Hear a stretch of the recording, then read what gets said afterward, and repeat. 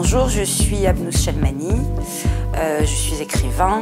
J'ai déjà publié chez Grasset Khomeini Saad et moi en 2014, qui était un pamphlet politique tout autant qu'un récit. Et 4 ans plus tard, me voilà avec un roman, donc avec une œuvre de fiction, plus précisément une œuvre de fiction teintée de magie qui s'appelle « Les exilés meurent aussi d'amour ». C'est un roman de l'exil, mais un roman de l'exil pas comme s'y attend.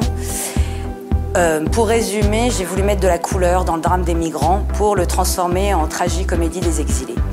J'ai voulu extirper le tragique de l'exilé et pour l'amener vers le romanesque, les amours impossibles, le sang, les larmes, le rire.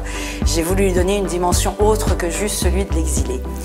Et pour ce faire, j'ai choisi un personnage qui a 9 ans au début du récit et qui débarque d'Iran après la révolution islamique avec sa famille pour habiter chez les redoutables tantes communistes de sa mère.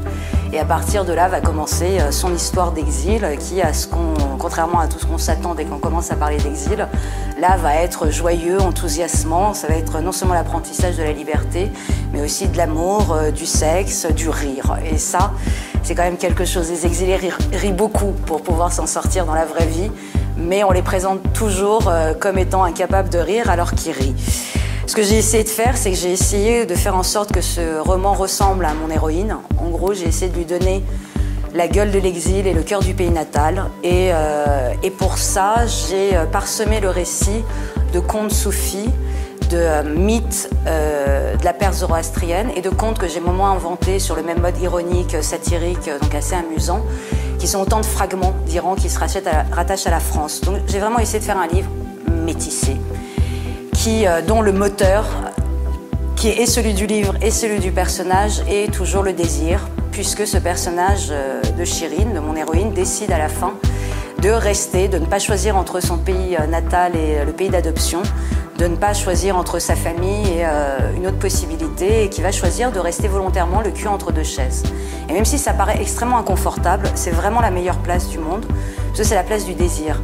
Parce que où le désir peut-il mieux s'épanouir si ce n'est dans le clair-obscur et hors des certitudes et des lignes droites? C'est la raison pour laquelle la majorité des exilés parlent un français anachronique. Ils tentent si fort de comprendre ce qui se dit dans le nouveau pays. Ils sont tellement à l'affût de précision ou d'outils pour se faire entendre qu'ils prennent les mots pour argent comptant. Ils les accumulent, ceux qui servent et ceux que tout le monde a oubliés. Les mots qui disent les métiers d'antan comme ceux qui décrivent un point de couture.